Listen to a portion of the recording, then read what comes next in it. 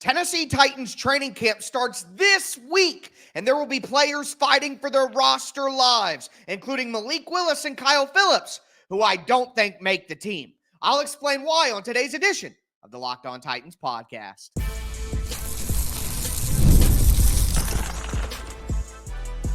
You are Locked On Titans, your daily Tennessee Titans podcast, part of the Locked On Podcast Network, your team every day.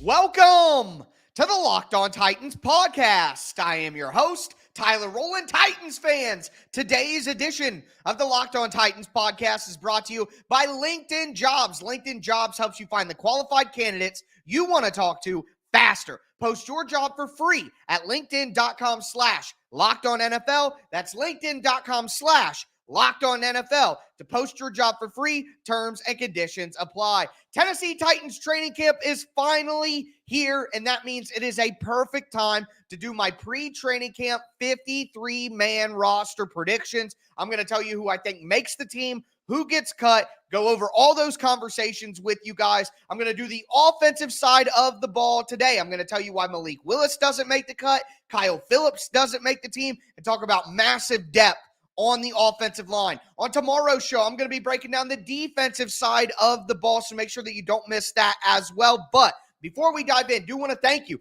for making the Locked On Titans podcast your first listen each and every day. Remember, Monday through Friday, Tennessee Titans content all year round, always for free. You're not going to beat that anywhere else. There's a reason this is the #1 Tennessee Titans podcast in the world. Shout out to my everydayers out there tuning in Monday through Friday. If you aren't an everydayer, now is the perfect time to become one. Again, defense tomorrow, and then training camp kicks off Tuesday, first practice on Wednesday. I'm going to be breaking it all down. Let's dive in to this math conversation that we basically have to have with the offensive side of the ball. And we'll start where we should start, with quarterback. So when deciding who would make the team, to me, obviously the top two were pretty obvious. You have Will Levis as the starter. You have Mason Rudolph as your backup. The conversation is all about Malik Willis. Should Malik Willis make the team? Look, I've had the discussions on this show about Malik Willis's viability to make the roster. I think that as a scout team quarterback, he gives you a dynamic that you don't have with Will Levis or Mason Rudolph specifically, because I'm thinking about practice squad. I'm thinking about not specific actual practice squad, but the scout team in practice. And having a guy with mobility like Malik Willis who can do different things than what your other two quarterbacks can do, that allows you to get a better look at some of these quarterbacks around the league. I mean, if the Titans are going up against a Josh Allen, the Titans are going up against a Lamar Jackson, the Titans are going up against a Jalen Hurts, you know, you never know who you're going to go up against. And then you look at the schedule, there are some mobile quarterbacks on there as well. So Malik Willis can better simulate the talent and skill set of those more mobile quarterbacks that the Titans may end up facing down the line. So I do think he would have value from a scout team perspective. But the reality is, the same reason that he makes sense from that perspective is the same reason really that I don't think that he makes the 53-man roster, because I think with what the Titans do in their quick timing passing, everything we know about Malik Willis so far, whether you're someone who hates on Malik Willis relentlessly, which there are people out there who do that, whether you're somebody who believes in Malik Willis, either way, we all know, we all can look at each other and say, all right, Malik Willis's biggest issue is timing in the pocket. He holds the ball too long. That's been the problem with Malik Willis since he came into the league. It was still an issue when we saw him last in Baltimore. He holds the ball too long and doesn't get it out of his hand. And that was a problem in the Titans play action-based system, where you typically have more time to hold the ball and you have more defined routes and open receivers than you're going to in the quick timing passing offense of Brian Callahan that has, you know, Sean McVay style zone elements, but also has some West Coast elements to it. Timing is more important than anything in that offense. So Malik Willis's worst skill, which is not hate, it's just, even if you like Malik Willis, you have to admit his worst skill is holding on to the ball and the timing with which he gets the ball out of his hands. So you take his worst trait and you pair that up with what's most important within the offense, I just don't see it as a good fit. I just don't think it makes sense. So I think what we could see is the Titans could keep a third quarterback on the roster. I think that's a possibility. With the emergency quarterback rule, it does make sense to keep a third quarterback. But I think if they do go out and they do want to keep that third quarterback, they're going to go out and get somebody who fits the system a little bit better. So I don't think Malik Willis makes the team, but I don't know that can happen right off the bat. It'd probably be a situation where the Titans go get a quarterback that was cut by another team, or the Titans take somebody off someone else's practice squad once those are established. I think it would be something like that. So on the initial 53-man roster, I think there's only 2 quarterbacks with Will Levis and Mason Rudolph. Let me know down below. Play along with me if you're watching on YouTube. Let me know your thoughts on the roster predictions on offense. Going over to running back. So we have 2 quarterbacks right now on the roster on the 53, cutting Malik Willis. Going to running back, the top 2 are obvious. My locks, Tajay Spears, Tony Pollard. But what do you do after that with the 4 guys that you have available? You have the 2 veterans and Haskins and Chestnut. You have the 2 undrafted guys and Johnson and Smalls, Dylan Johnson and Jabari Small. To me, I want one of each. That's kind of been my thought process all along. I want one of each. I want one of Chestnut and Haskins. I want one of Johnson and Small. And to me, when you have 2 guys like Spears and Pollard with their skill set, if you play on Madden, think you have receiving back, elusive back, power back. Okay, just to make it easy, think about it like that. Well, Spears and Pollard are both elusive backs. Okay, so to me, I want to fill out the back end of my roster here at running back with more power guys, with bigger bodied guys, okay? So that's why I decided out of Chestnut and Haskins, I'm going to go with Hassan Haskins. One of the things that you have to keep in mind here is special teams value. And although I have continuously said Hassan Haskins is not a running back, he simply is not good enough at the running back duties to be considered a running back in my mind. He is still a very valuable special teams player, and he's a bigger body guy. If for some reason he did have to play at running back, then you have a bigger body guy that complements your top 2 guys. And I think Hassan Haskins was good in pass protection his rookie year when asked to play running back. So at minimum, he could be a third emergency pass protection guy to go along with being a fantastic special teams player. Julius Chestnut isn't a good enough running back to be in the NFL on his running back skills, and he's not a good special teams player. So to me, special teams tips the scales, and I go with Hassan Haskins as a big-bodied guy who can pass protect on third downs in an emergency and who can be a dynamo on special teams units, which the Titans are going to need. Okay, they're going to need that special teams value. Now, out of the 2 undrafted free agents, I know that Jabari Small is the Tennessee guy, and I'm not going to be upset if Jabari Small makes it and Dylan Johnson doesn't, but just based on their skill sets and size, I'm going to go with Dylan Johnson here because, like I said, Hassan Haskins is a bigger body guy, but he's not a good running back. Dylan Johnson may not be a very good special teams guy right now. That remains to be seen once we put the pads on. He'll certainly be asked to do it, but I don't know if that'll be a specialty for him. What I do know is he's a power runner who I think is a better running back than Hassan Haskins as an actual running back.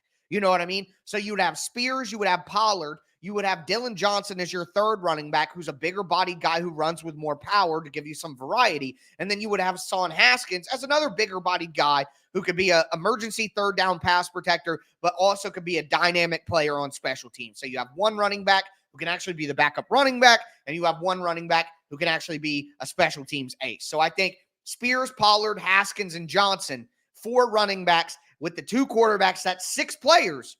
We're going to move to wide receiver and tight end next.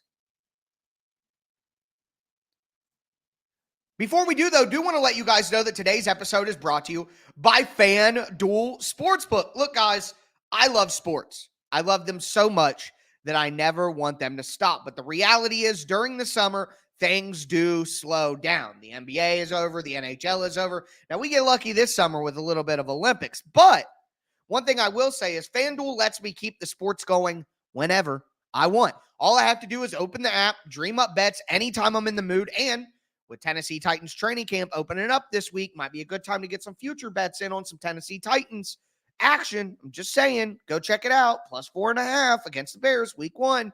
This summer, FanDuel is also hooking up all customers with a boost or a bonus daily. That's right. There's something for everyone every day, all summer long. So head over to FanDuel and make the most out of your summer.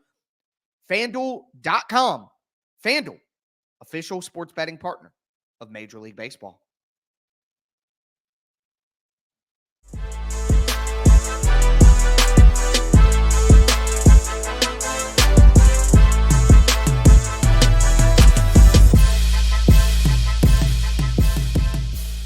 Titans fans, let's continue part one of my 53-man roster prediction before Tennessee Titans training camp kicks off this week. That is right.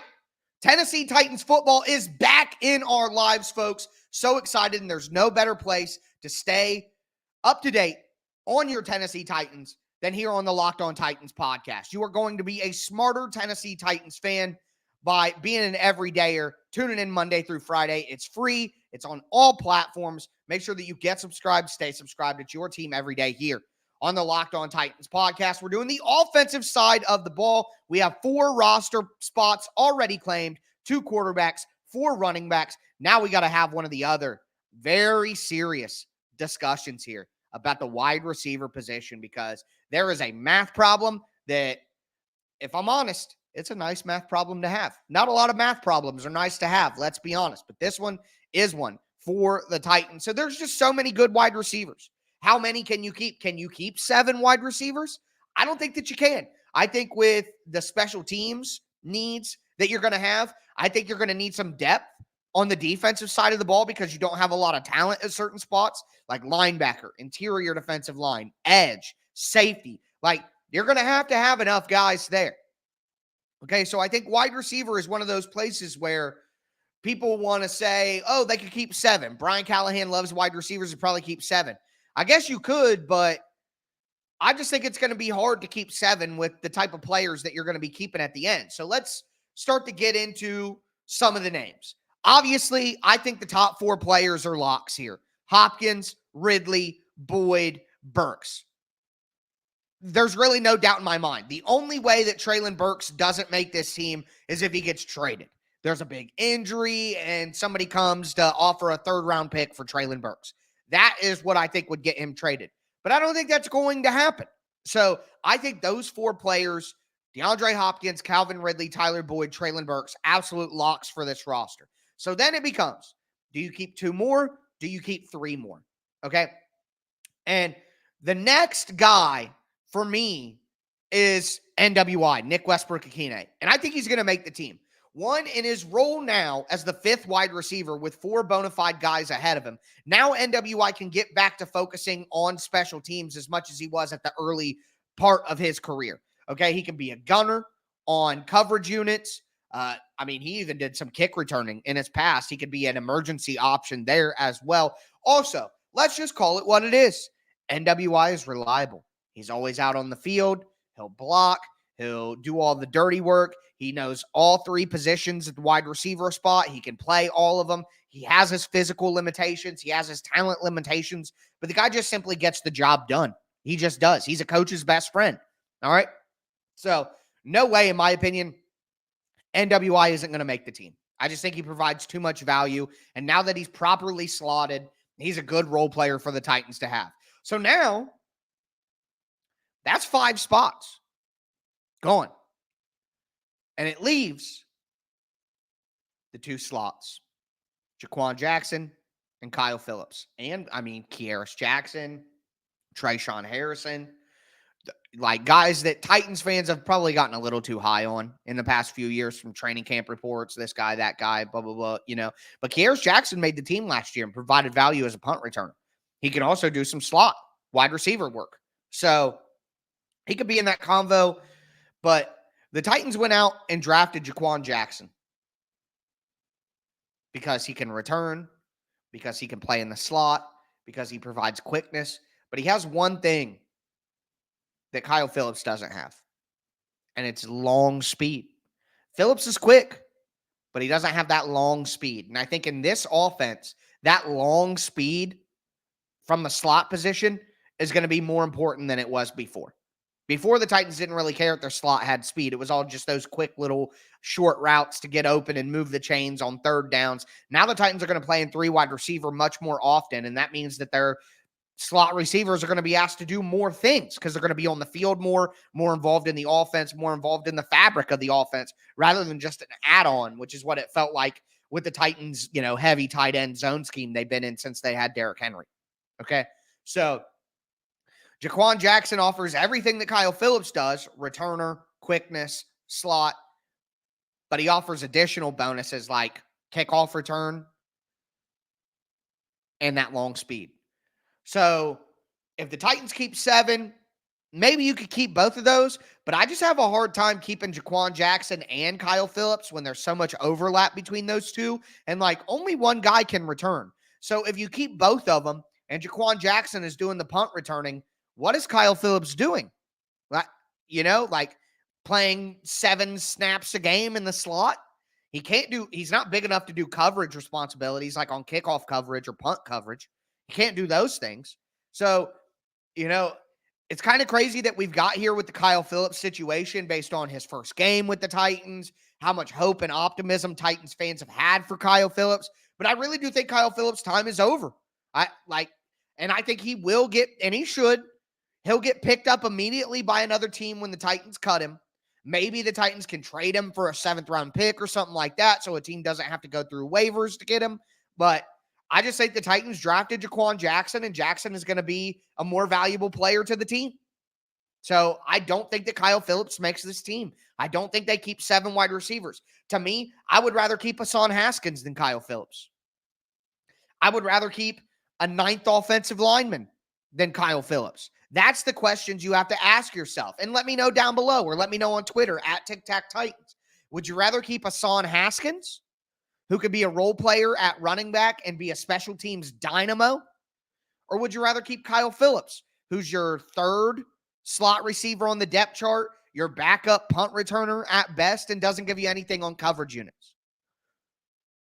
Think about it. Would you rather keep Kyle Phillips, or would you rather keep an extra offensive tackle, which we're getting ready to discuss? You know what I mean? Those are the questions you have to ask here. And to me, I'd rather keep a Haskins. I'd rather keep a 9th offensive lineman all over Malik Willis or Kyle Phillips. So maybe not everyone agrees with that, but that's how I'm processing the math. Finally, we talk tight end. And I got to be honest with you, there's not really a lot of discussion to have. Well, not finally, but finally for this part of our show. It's Chig, it's Josh Wiley, it's Nick Van Ette. There's not a lot of tight end usage in the Brian Callahan offense. It's not like they're going to have 2 or 3 tight ends on the field all the time like the Titans did under Mike Vrabel. They're going to be a mostly wide receiver-led team. So 3 tight ends.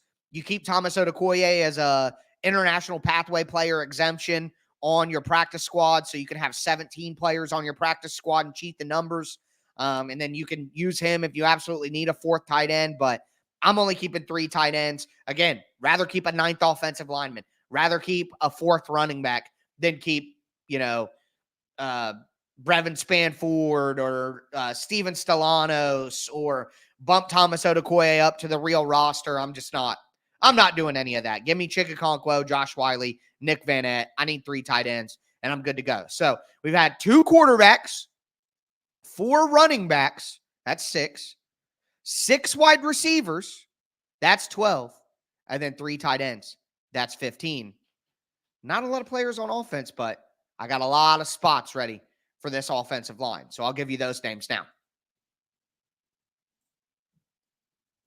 Before I do, though, do want to let you guys know that today's episode is brought to you by LinkedIn Jobs. When you're hiring for your small business, you want to find a quality professional that's right for you for the role that you have available, and that's why you got to check out LinkedIn Jobs. LinkedIn Jobs has the tools to help you find the right professionals for your team faster and for free. LinkedIn isn't just a job board. LinkedIn helps you hire professionals you can't find anywhere else, even folks who aren't actively searching for a new job, but they might be open to the perfect role. In a given month, over 70% of LinkedIn users don't visit other leading job sites. So if you're not looking on LinkedIn, you're looking in the wrong place. LinkedIn knows that small businesses are wearing so many hats, they might not have the time or resources to hire. That's why 2.5 million small businesses use LinkedIn for their hiring. Post your job for free at linkedin.com/LockedOnNFL. That's linkedin.com/LockedOnNFL to post your job for free. Terms and conditions apply.